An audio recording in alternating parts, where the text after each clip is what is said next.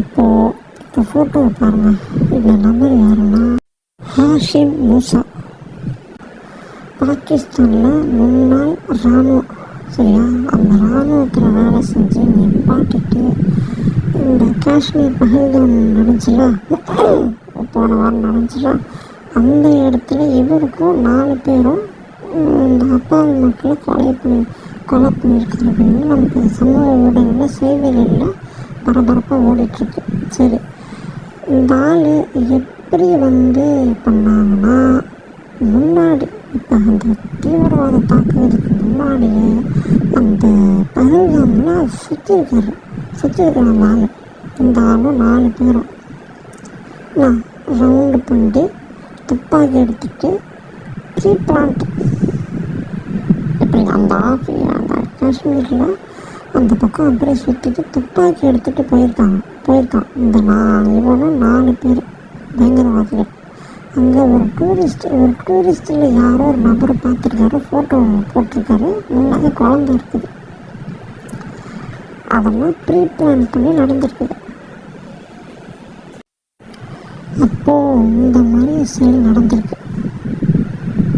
சரி, இப்போ இதில் நம்ம என்ன பண்ணோம், கவர்மெண்ட் என்ன பண்ணோம்னா இந்த 4 நபர்களை கண்டிப்பாக தேடி சட்டப்படியாக நடவடிக்கை எடுக்கப்படணும். அதான் நம்ம கோரிக்கை. சரியா, இப்போ இன்னொரு சைடுனா சீனா பொறுத்த வரைக்கும் பாகிஸ்தானுக்கு ஆதரவு கொடுத்துருக்கு. ஆனால் நம்ம இந்தியாவுக்கு எதிர்ப்பு காட்டல. நம்ம நாட்டில் ஐநா சபை என்ன சொல்கிறோம், நம்ம 2 பேருக்குள்ள சமாதானம் இருந்துக்கிட்டோம், எந்த வித பிரச்சனையும் வரக்கூடாதுன்ட்டு ஐநா சபை சொல்கிறது. அப்போ சமாதானமாக போகும். நம்ம போகிற சூழலுக்கு போத்தாங்கல்ல. இந்த மாதிரி 28 பேரை இந்த தீவிரவாதிகள் கொலை பண்ணிட்டாங்க. அப்பா உயிர் போயிடுச்சு. இதுக்காண்டி அந்த பாகிஸ்தான் இருக்கிற இடத்துல போய் நம்ம இராணுவம் போய் அங்கே ஒன்று அப்பாவி மக்கள் சுடக்கூடாது, தப்பு.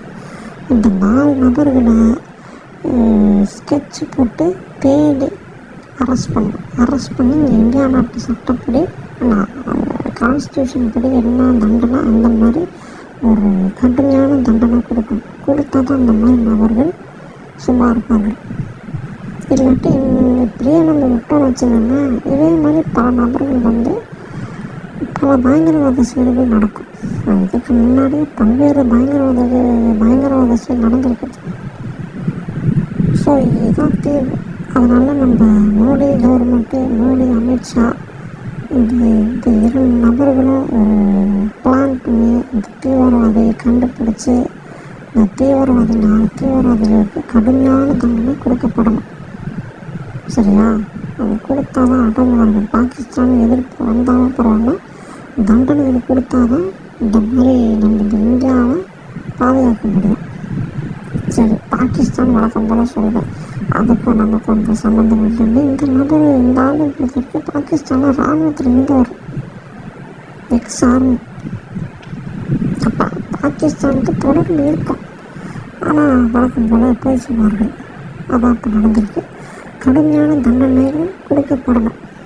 இந்த 4 நபர்கள் கடுமையான தண்டனைகள் இந்தியன் கான்ஸ்டியூஷன் அப்படி தண்டனைகள் கொடுக்கணும். இது தண்டனைகள் கொடுப்பாங்களா இல்லையா பொறுத்துன்னு தான் பார்க்கணும்.